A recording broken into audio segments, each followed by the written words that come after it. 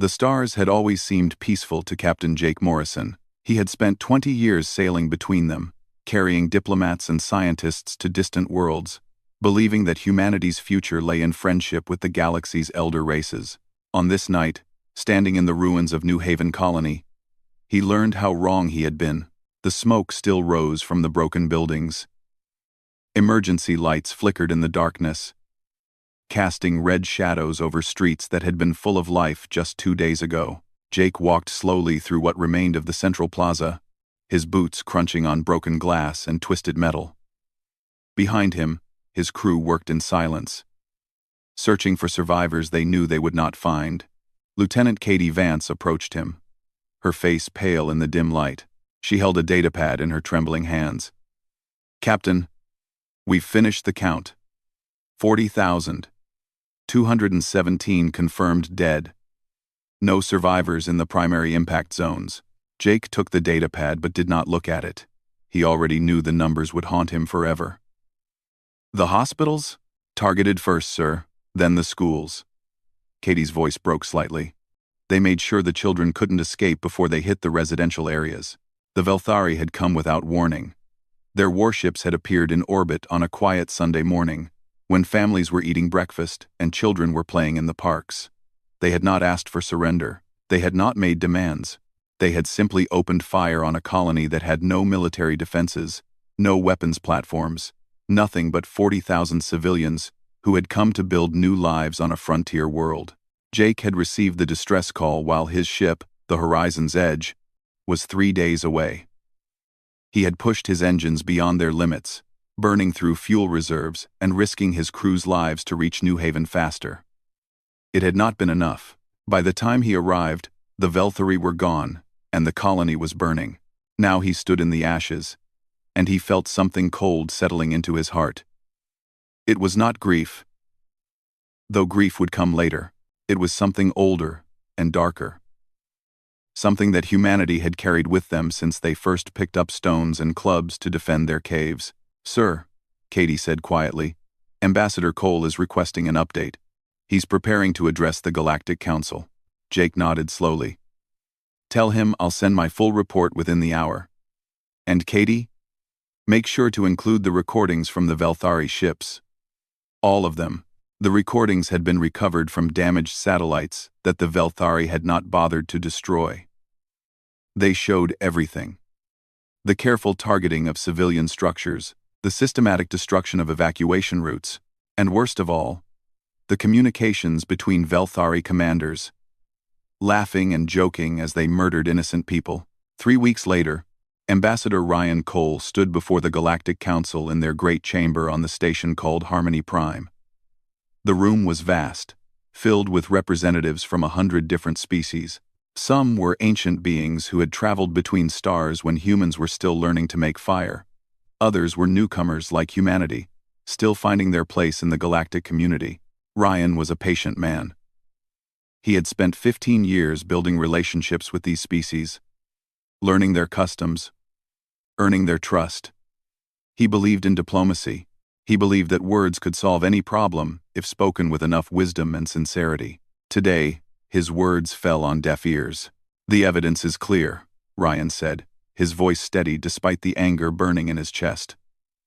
"The Velthari Dominion attacked a peaceful civilian colony without provocation. They murdered 40,000 men, women, and children. They recorded themselves doing it. We are asking this council to hold them accountable." Council Speaker Valorn, an ancient being whose species had guided the galaxy for 10,000 years, regarded Ryan with something that might have been sympathy or might have been boredom. It was hard to tell with Valorn's kind. "Ambassador Cole, we have reviewed your evidence," Valorn said in a voice like wind through dry leaves. "The Council acknowledges that the incident at New Haven was regrettable. However, the Velthari Dominion claims that your colony was established in disputed territory.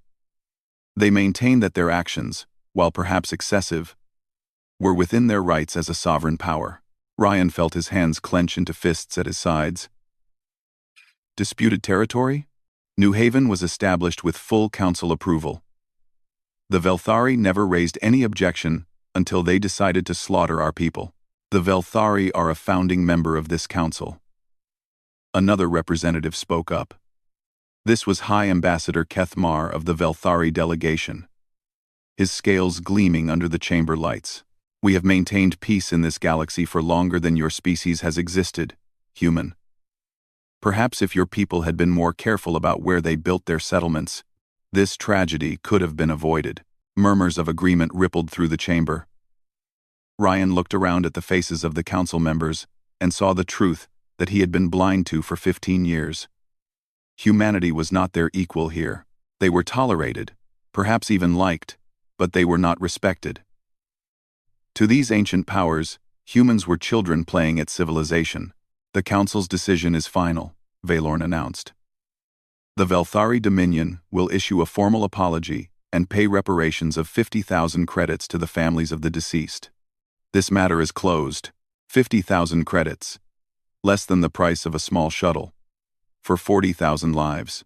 Ryan stood in silence for a long moment. Every diplomatic instinct told him to accept the ruling gracefully. To return to his work. To rebuild relationships that this incident had strained. But when he closed his eyes, he saw the images from New Haven. The burning schools. The collapsed hospitals. The bodies of children in the streets. I understand, he said finally. His voice was calm, almost pleasant. I will convey the council's decision to my government. He walked out of the chamber without looking back. 3 days later, every human ambassador, diplomat, and trade representative in council space received the same message. It contained only 2 words. Come home.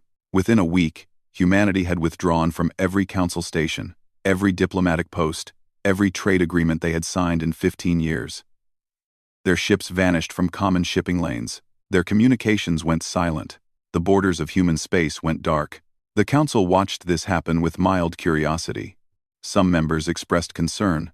Others laughed and said that the humans were simply throwing a tantrum, that they would return when they realized how much they needed the council's protection and trade. High Ambassador Kethmar was among those who laughed the loudest.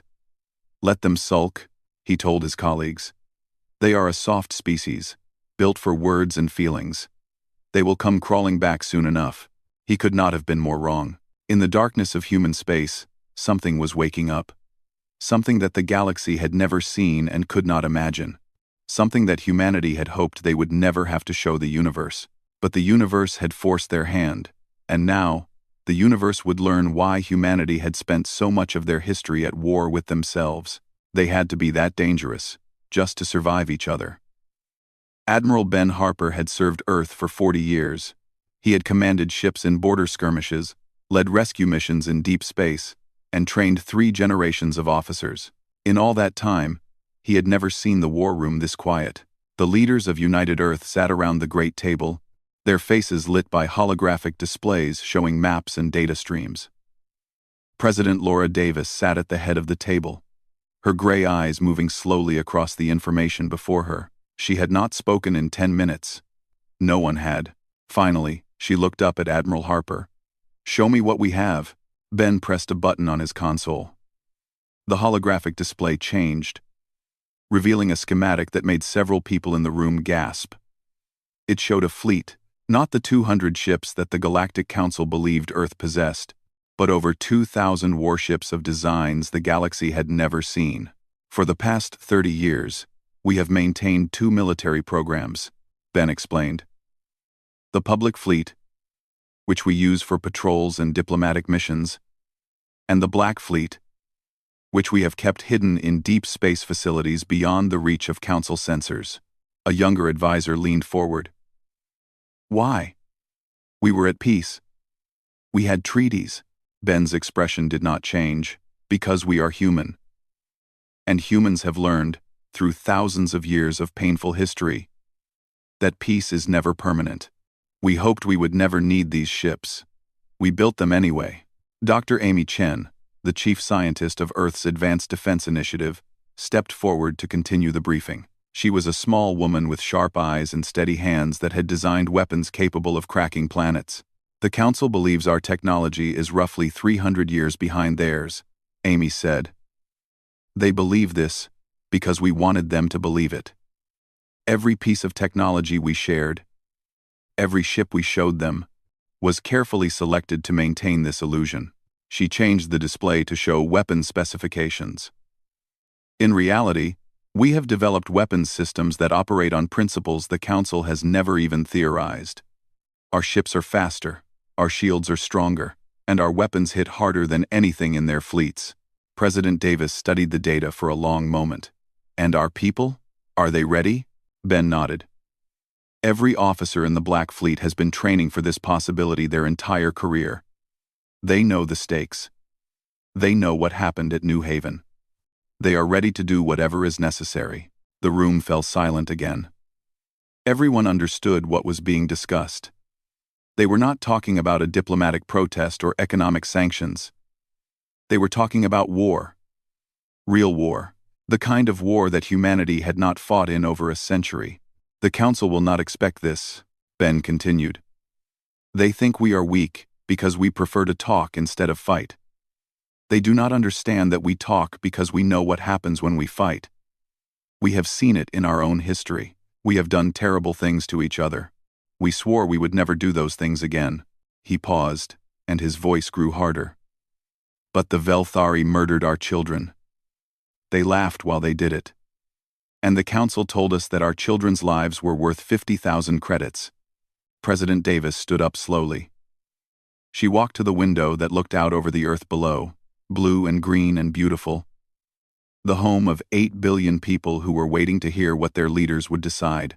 I did not want this, she said quietly. None of us wanted this. We joined the Council because we believed in a better future. We believed that the galaxy could be a family, that different species could live together in peace. She turned back to face the room. But a family protects its members. A family does not allow its children to be murdered and then tell the grieving parents that it was their own fault. The Council is not our family. They never were. The decision was made that night. Operation Reckoning was approved. Over the following weeks, the Black Fleet began moving into position. Ships that had been hidden for decades emerged from secret bases and gathered in formations that stretched across the darkness between stars. Weapons were checked and loaded. Crews said goodbye to their families through encrypted messages that could not be traced. Meanwhile, the galaxy watched humanity's silence with growing confusion. On Harmony Prime, Council Speaker Valorn called a meeting to discuss the situation. It has been 2 months since the humans withdrew their diplomats, he said. We have received no communications, no requests for negotiation, nothing. They are probably fighting among themselves, suggested one representative. That is what humans do. Give them time. They will destroy each other and beg us to help them rebuild. High Ambassador Kethmar laughed at this. I told you they were weak. They are hiding in their little corner of space, crying over their lost colony. Let them cry. When they are ready to accept reality, they will come back and accept whatever terms we offer. But not everyone was so confident. Counselor Mira of the Synthesis, a species known for their careful observation and neutrality, spoke up with concern in her voice. Has anyone actually tried to contact the humans? Has anyone sent ships to investigate their space? The room went quiet. Finally, someone admitted that several merchant vessels had attempted to enter human territory in the past month. None of them had returned. No distress signals, no wreckage, nothing. They had simply vanished. That is strange, Mira said carefully. The humans have never been aggressive toward neutral shipping before. Kethmar waved his hand dismissively. Perhaps they have finally shown their true nature. It does not matter. They are one small species among hundreds. What can they possibly do? On the anniversary of the New Haven massacre, his question was answered. Every communication system in Council space suddenly lit up with the same transmission. It came from human space, broadcast on every frequency. Impossible to block or ignore. The Council members watched in confusion as images began to scroll across their screens. Faces. Human faces. Young and old. Male and female. Smiling and serious. Each face was accompanied by a name and an age. The youngest was 3 months old. The oldest was 94 years. There were 40,000, 217 of them. The faces kept scrolling for hours. Every council member, every ship captain, every citizen with access to a communication device watched as the dead of New Haven passed before their eyes. When the last face faded, 3 words appeared on the screen in simple white text. "We remember everything." The transmission ended. The silence that followed was heavier than any threat could have been. For the first time in centuries, the Galactic Council felt something they had forgotten existed: fear. Commander Nick Torres had been born in a small town in Arizona, on a planet that most of the galaxy considered primitive and unimportant. He had grown up reading stories about ancient warriors and modern heroes, dreaming of the day when he might serve something greater than himself. Now, standing on the bridge of the battleship Silent Thunder, he was about to lead humanity's first real war against an alien power. His fleet surrounded him in the darkness of space, 2,000 ships moving in perfect formation. They had trained for this moment for years, running simulations and practicing maneuvers until every captain and crew member knew their role without thinking. They were ready.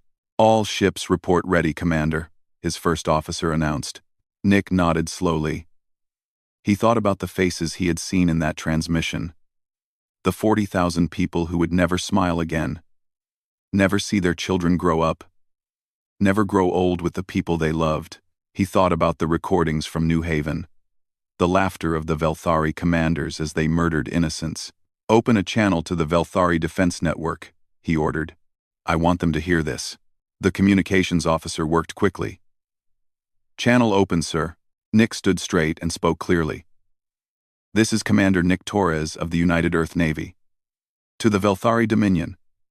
You killed our children. You destroyed our colony. You laughed about it, and then you told the galaxy that our people deserved to die." He paused, letting his words carry across the void. "Now you will learn something about humanity that your intelligence services apparently missed. You will learn why we spent so much of our history fighting each other. We had to be that dangerous, just to survive one another." He cut the transmission and turned to his weapons officer. "Begin the operation." What happened next would be studied by military historians for centuries.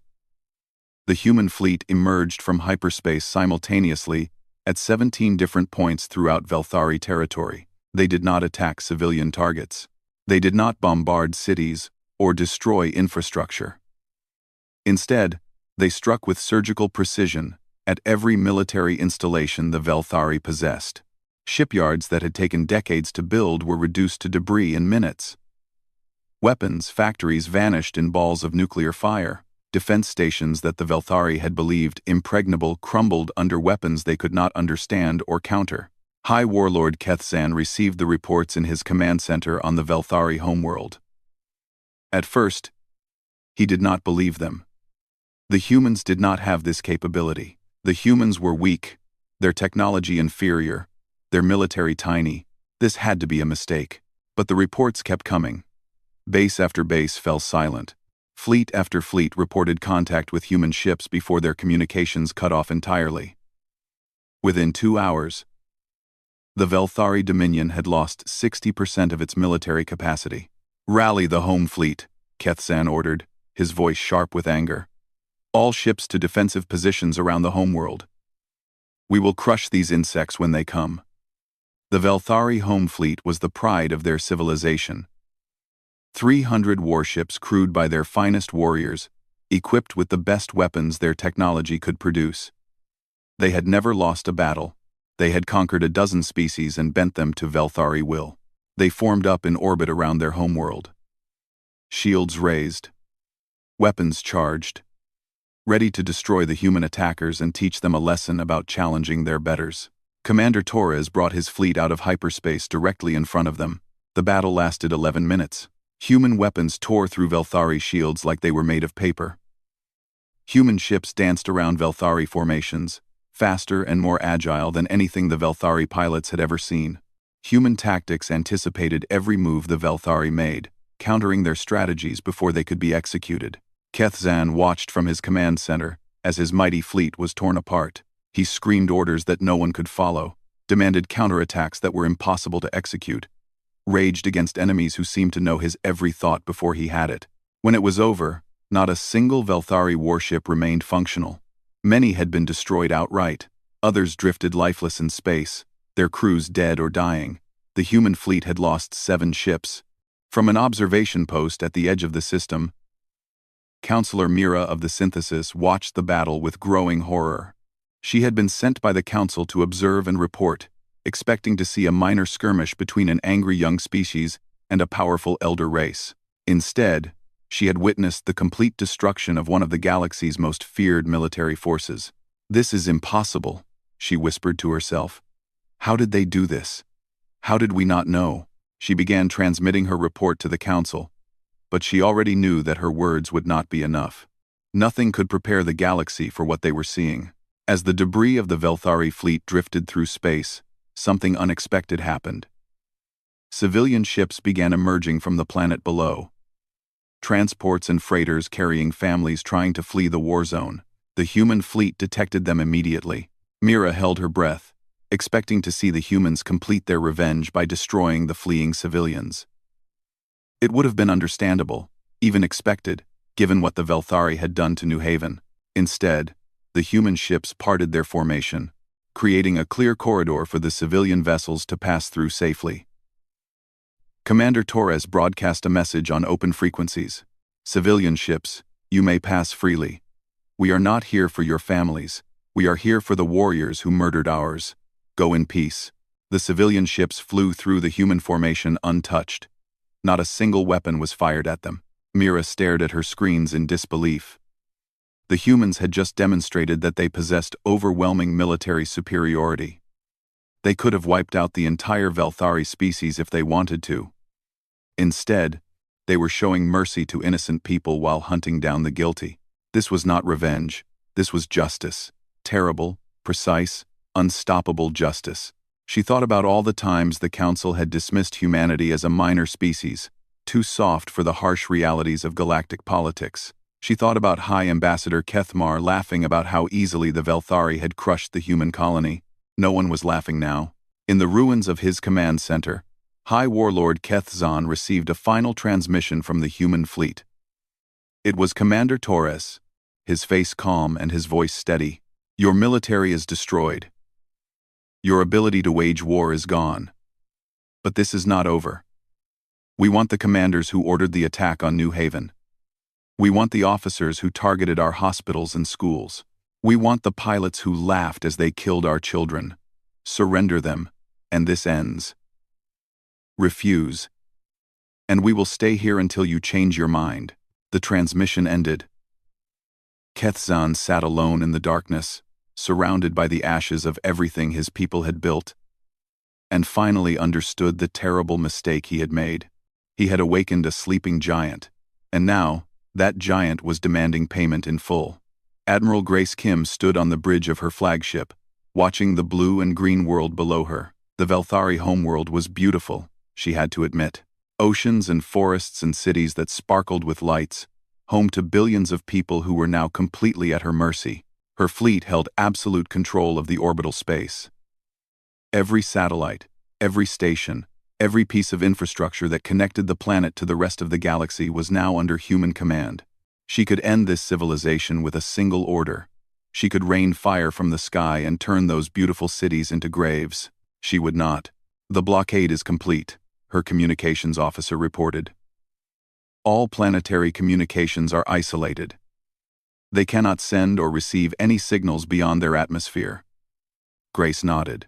"Good. Let them sit with it. Let them understand what it means to be helpless." 3 days passed. The Velthari government sent desperate messages demanding to negotiate. But the humans did not respond. They simply waited, their ships hanging in orbit like silent judges, watching the world below. On the 4th day, Grace broadcast her demands. "We want the war criminals. Every commander, every officer, every pilot who participated in the New Haven massacre. Surrender them for trial, and we will leave.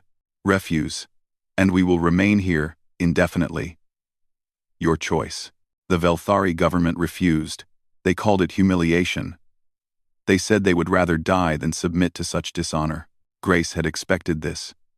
Without another word, She ordered her ships to begin systematically disabling the planet's orbital infrastructure. Power grids went dark. Communication networks fell silent. Transportation systems stopped working. Within a week, the Velthari homeworld was completely isolated from the rest of the universe. The planet itself was unharmed. No bombs fell on cities.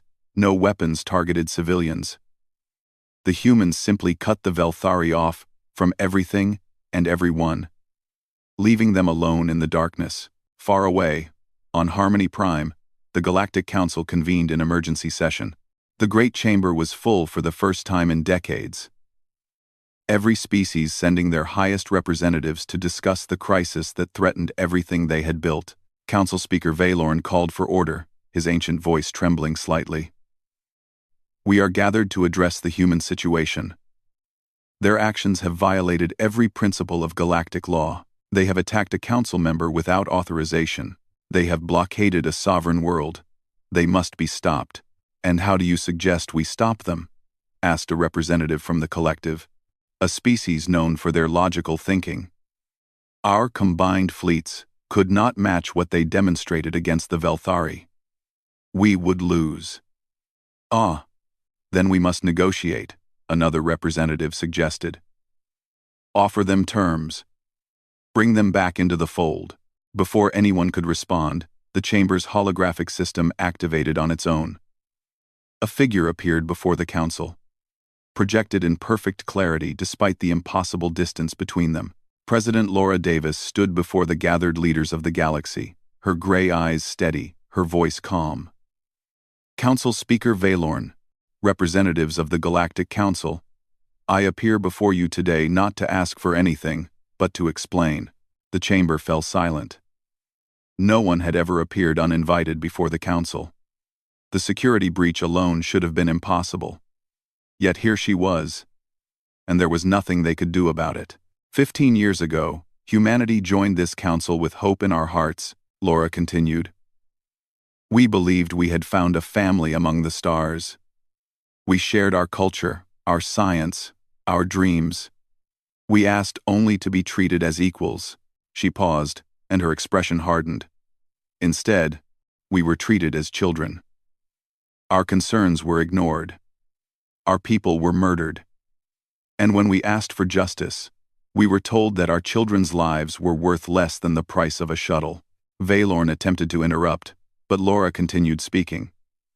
You looked at our diplomacy and thought it was weakness.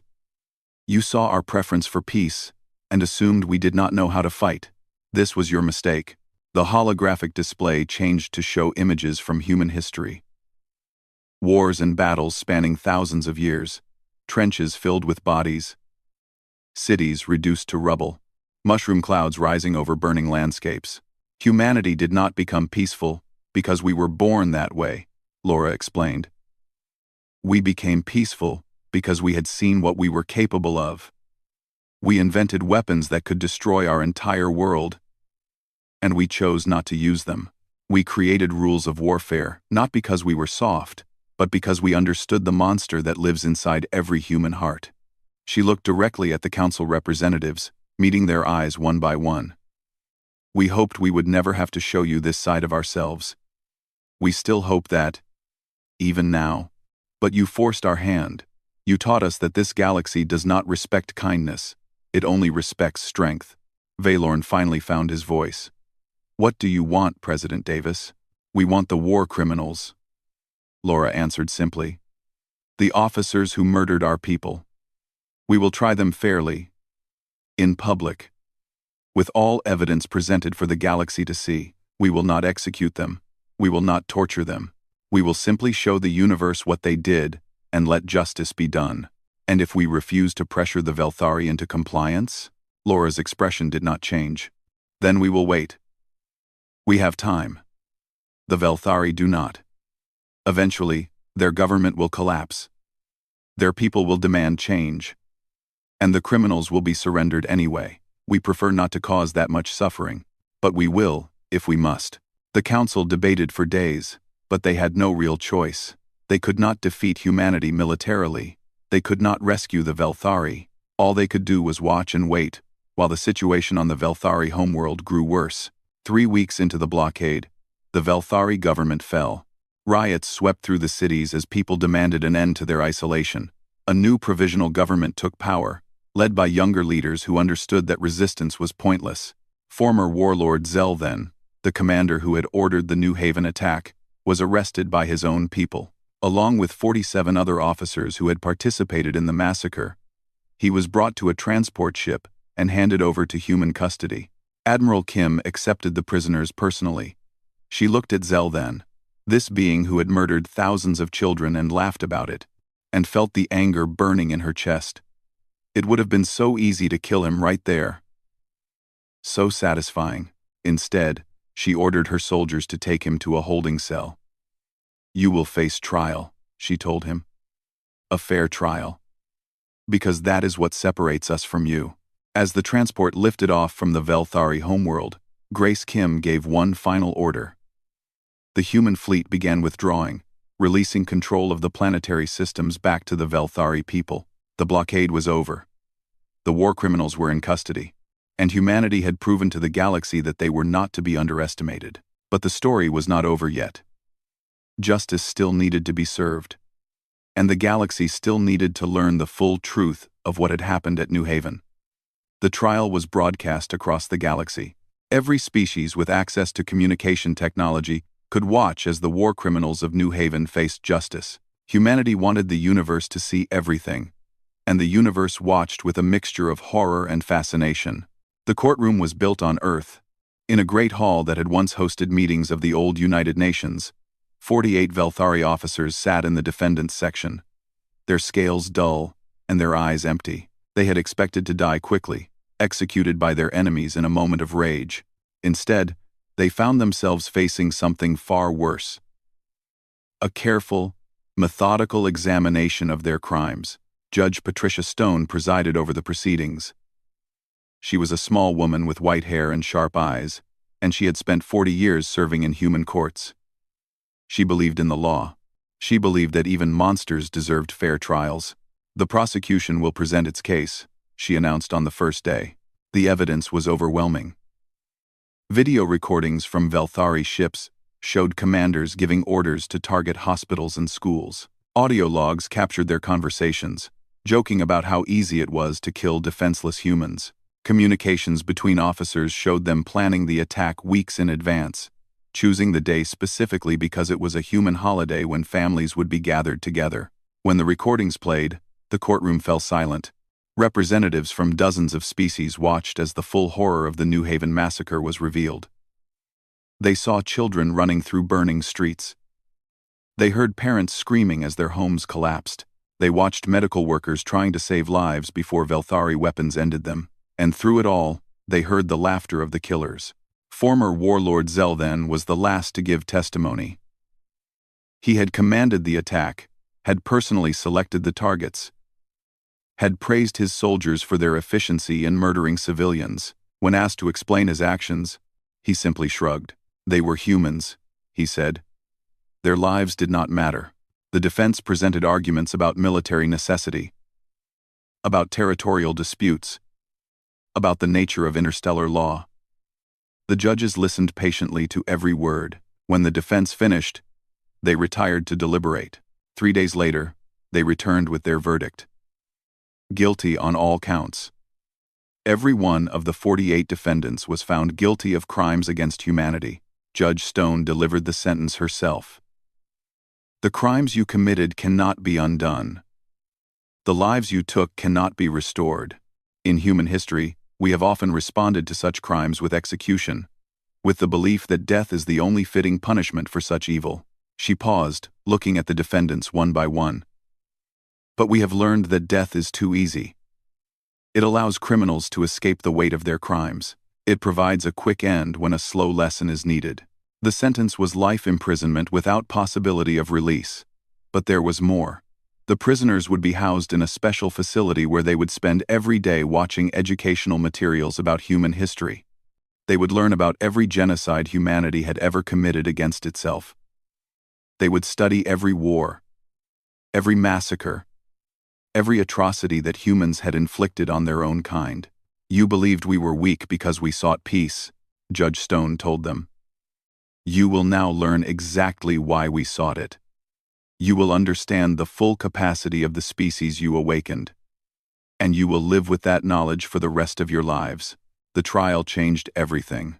Council Speaker Valorn traveled to Earth personally to meet with President Davis. He had lived for thousands of years and had seen empires rise and fall, but he admitted that he had never encountered a species like humanity. Why did you hide your true strength? He asked as they walked through the gardens of the presidential residence. You could have demanded respect from the beginning. You could have forced us to treat you as equals. Laura considered the question carefully before answering. Because we hoped we would never need it.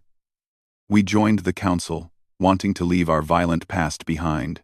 We wanted to prove that humanity could be more than warriors and conquerors.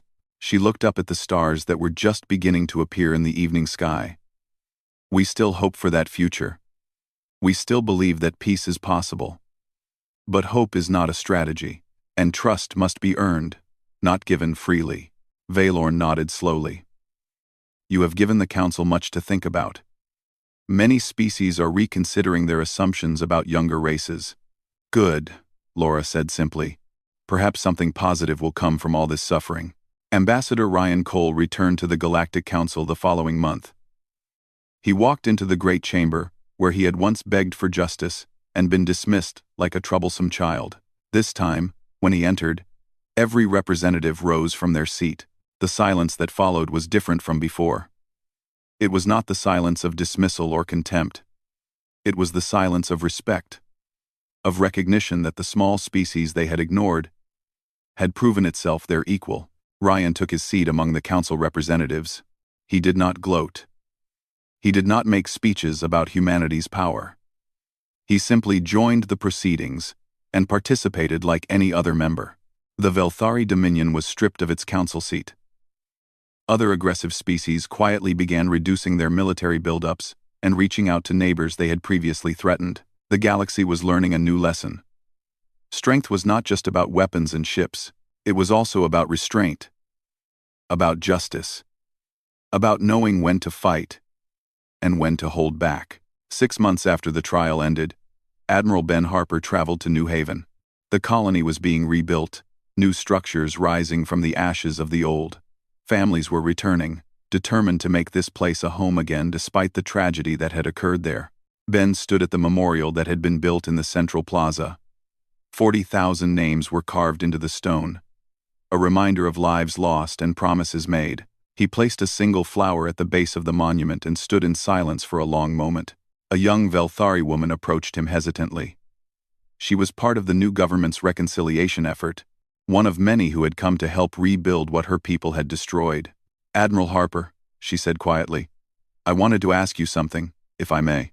Ben turned to face her. Go ahead. Will your people ever forgive mine, after everything that happened? Ben looked at the names on the wall, thinking about the children who would never grow up, the families that had been shattered, the dreams that had been buried in these ashes. He felt the old anger stirring in his chest, the desire for further punishment that would never quite go away. But he also remembered why humanity had fought so hard to become peaceful in the first place. He remembered the lessons of their own history, the cycles of violence and revenge that had nearly destroyed their species more than once. Forgiveness takes time, he said finally. We are not there yet. Maybe we never will be completely. But we have learned that holding on to hatred only creates more places like this.